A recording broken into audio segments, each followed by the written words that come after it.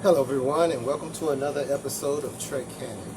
So, today I wanted to talk. Well, before I begin, I wanted to give a really quick shout out to the fact that I woke up this morning with 99 subscribers, and I'm told that once you hit 100, that's supposed to be some kind of landmark that I need to do something special. So, I was thinking I would do a live watching of the original series City on the Edge of Forever. It's one of my favorite episodes, and for those of you who haven't watched it, I would highly suggest you guys join in. I don't mind pausing and talking about things, and for those of you who have seen it, y'all know how awesome of an episode it is. So today, I wanted to, like I said, talk about Season 2, Episode 3, We'll Always Have Tom Paris. Now, for an old Trek head like myself, I wanted to start breaking down the Lower Decks episode reviews into three categories because they be putting a lot of stuff in there, Easter eggs and stuff like that, that makes me feel a little giddy, man, and I might uh, be a little biased when they do stuff like that to a proper review. So I figured, hey, I'll divide it into three categories. The first category is going to be the story. I'm going to rate the story just like if somebody had never watched Star Trek or had little knowledge of Star Trek and they just sat down and watched this and, what they thought of it just overall. The second thing is going to be the Easter eggs, the homages, or the little tributes that they have to prior Star Trek series and stuff like that. And then the third one is going to be curiosities that they may have answered or addressed that Trekkies and fans like ourselves have always wondered and speculated about. So let's get right into it. Like I said, it's season 2, episode 3. We'll always have Tom Paris. It's an homage. It's a play on words for the episode. We'll always have Paris from the Next Generation. Now I had to take some notes because so if I look at them, y'all, excuse me, y'all know how we roll. And if you haven't seen the episode, I would suggest you pause this, come on back, and then pick back up, and we can continue on what we was talking about. So, like I said, we'll start with the story. The overall story, of course, with Lower Decks, you have a main story and several little sub stories that they have along with it. So the main story is that Dr. Ta'ana, and I'm gonna have to say, Dr. Ta'ana, she is starting to be one of my favorite Cerritos characters. Okay, she's just funny to me, and this one right here made me fall in love with her. But basically, Dr. Ta'ana is going through a thing similar to Pomfar, where she gets a little horny every few years, and she has requested instantly to go and pick up an item for a family heirloom, if you will.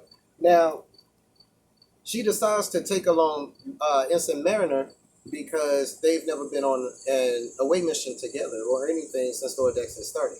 And they decided to address that in the show. Now, first, let me tell you about the story. Now, well, shenanigans happen. The item gets damaged, lost, and everything like that, and they have to kind of resolve that whole thing. So it's one of those types of stories.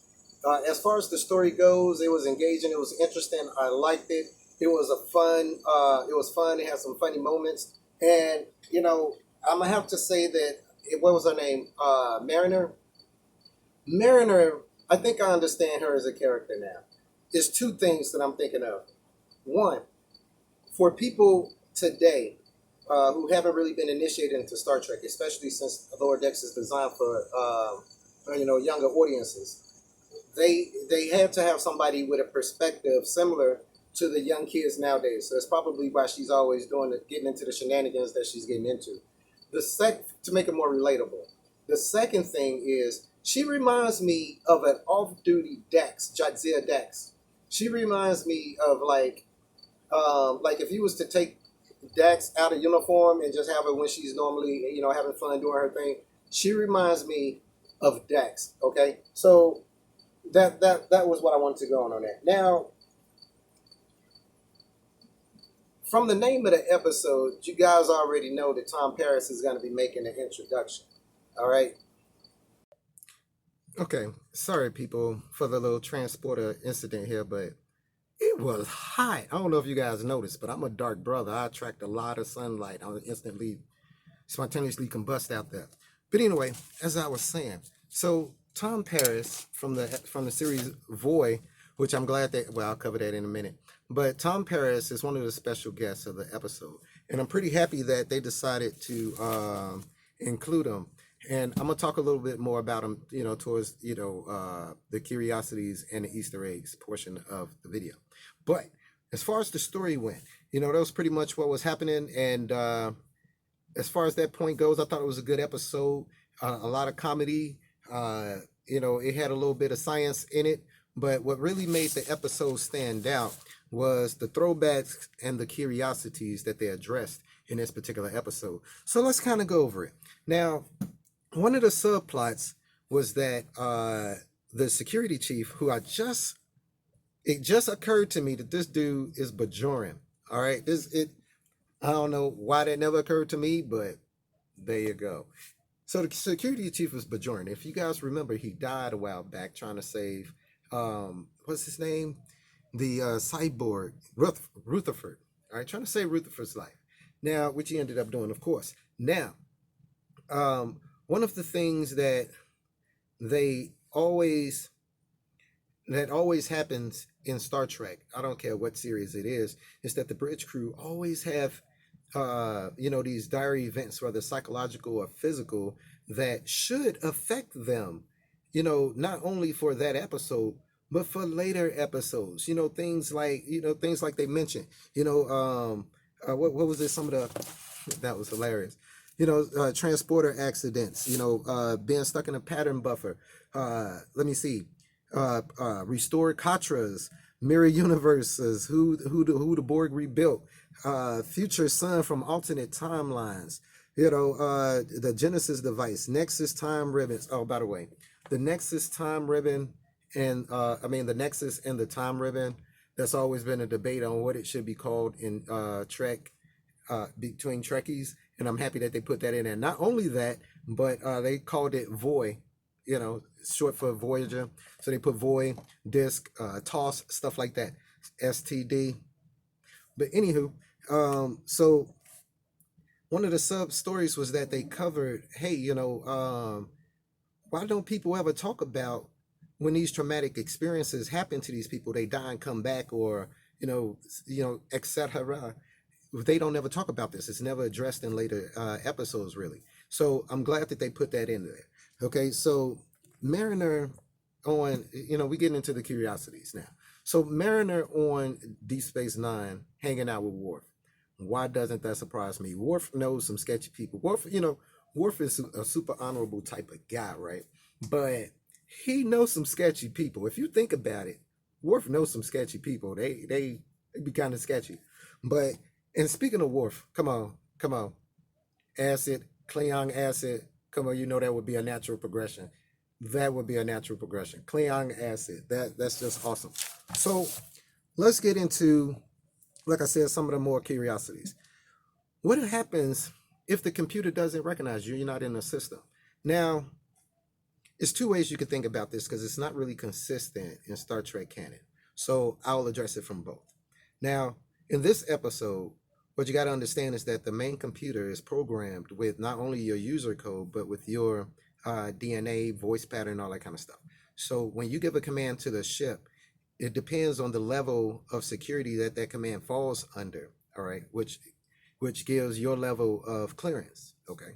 So not only does the computer listen to just your voice, depending on the level of command, it will scan your DNA to figure out who you are. Now, some of the inconsistencies with this is, why doesn't that, when people beam over and they're intruders and stuff, I didn't see them running through the ship, all through doors opening and closing and stuff like that on them. So it's kind of inconsistencies there, but it is shown in Star Trek canon more so than not that that's the case. You need to be a user in their main computer to be able to do things like that.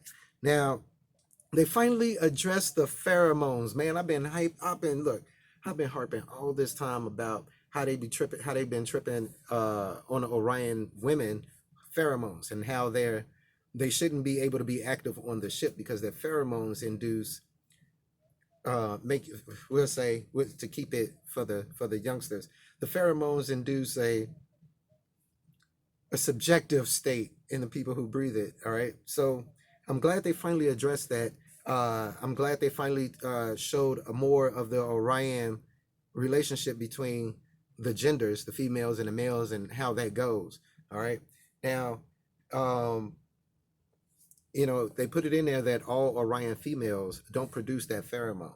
That's something that they made later in canon, and I'm trying to wonder if later iterations of Star Trek they're gonna just remove that totally, because I don't know why they trying to desexualize the Orions when that's how they originally were portrayed in Star Trek canon. I mean, there's nothing wrong with um, a species having that as a something that they do.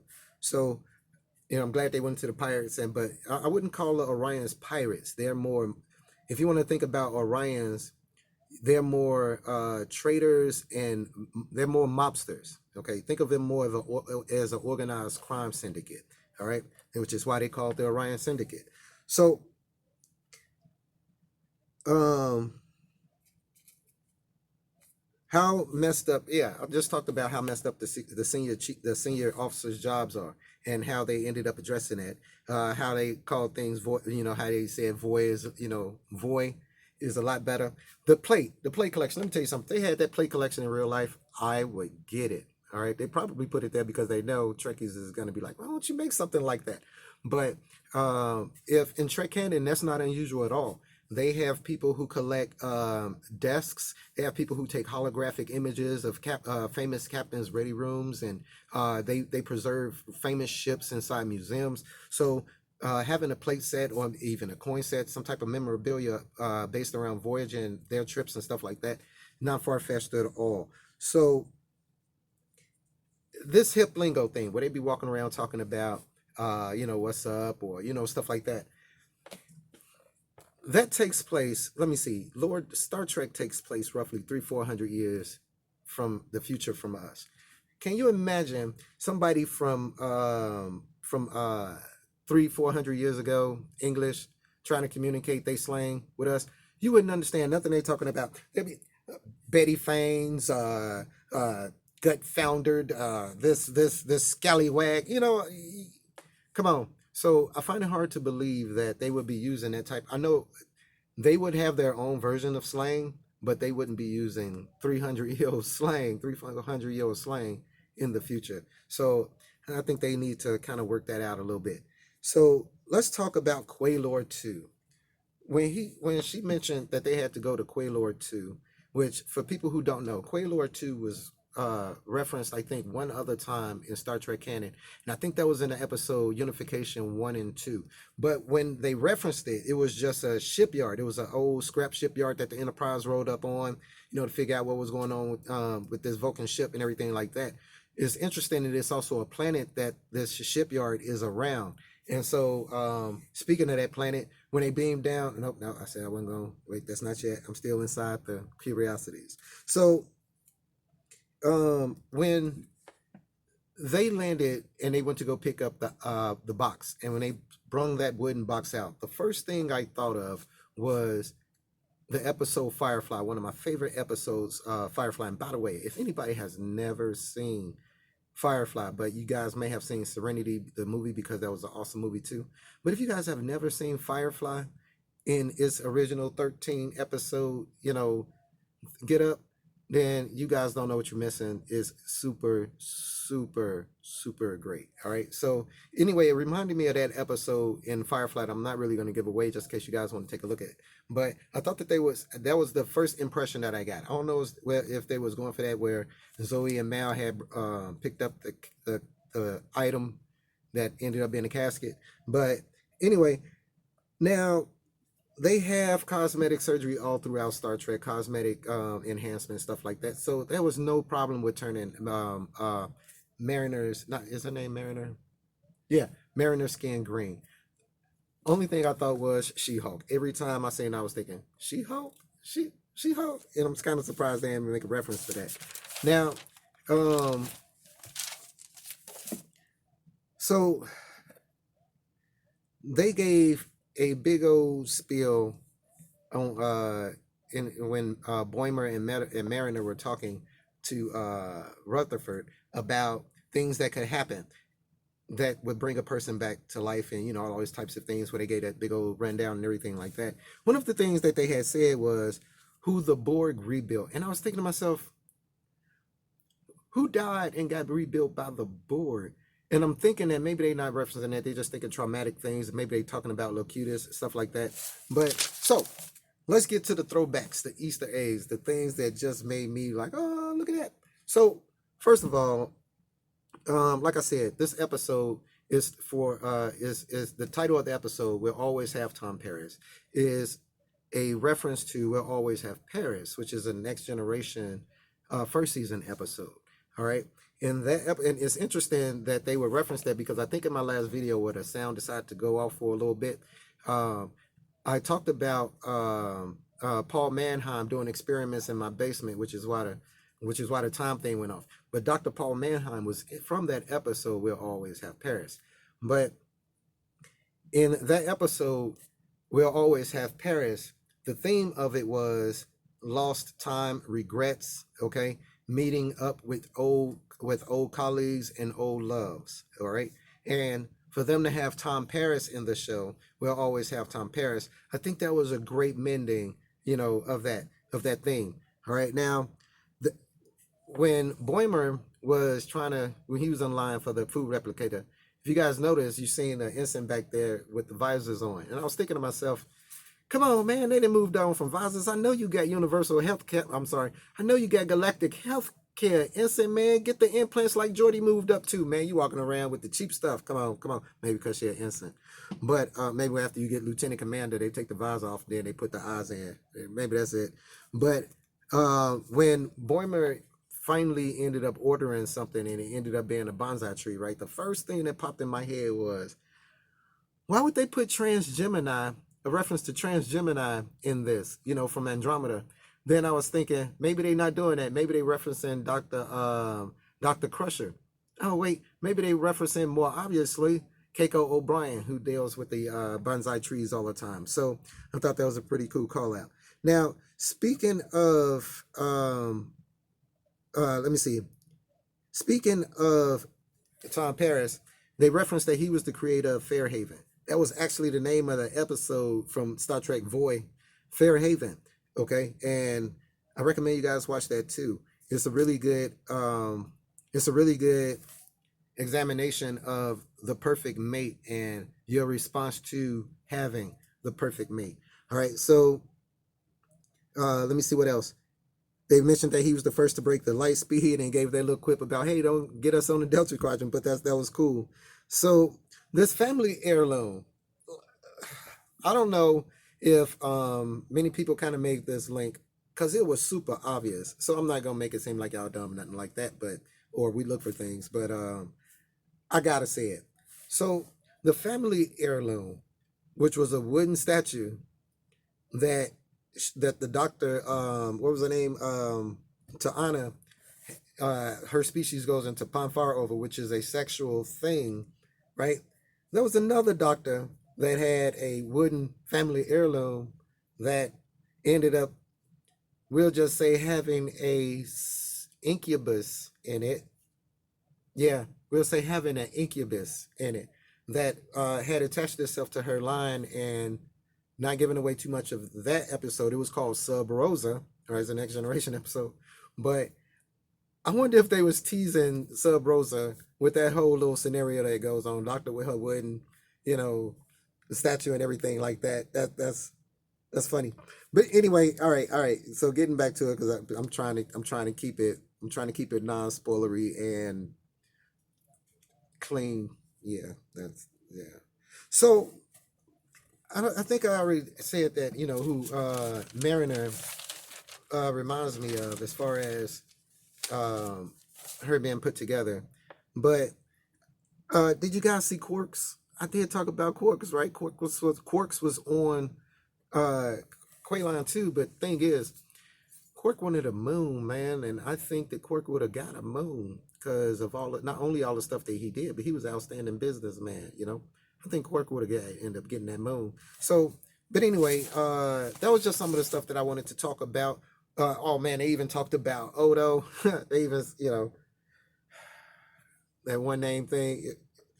Anyway, she had a pretty first name too. What's her name? Tindy. She had a pretty first name. I liked it. I'm gonna have to put that on my "you got a pretty first name" thing. But anyway, so in short, overall, I like the episode. It was a good episode. It was a lot of tributes and homages and a whole lot of things that they addressed and explained as far as things that Trekkies debate about and talk about. In our dark corners, of space. You know, I like the way that they've been linking things that go on in the Star Trek universe, together and kind of blended them in. Because this show, I'm gonna have to say, out of all the series, has done that the most and the best. So anyway, remember, I'm almost to 100 subscribers. Once I do, I'm gonna put out a live event, give you guys a couple of days to prepare for it, for City on the Edge of Forever, one of my favorite episodes. So I would love for you guys to come and watch it with me, and we could talk about it. It's a lot of things that we can. It's a lot of lines that we can draw from that episode throughout Star Trek canon, not from just the original series, but throughout the Next Generation and Deep Space Nine as well. So please subscribe if you guys haven't. Ring the bell for any future content, and thank you guys. Peace. Recycle and save the whales. You guys be cool.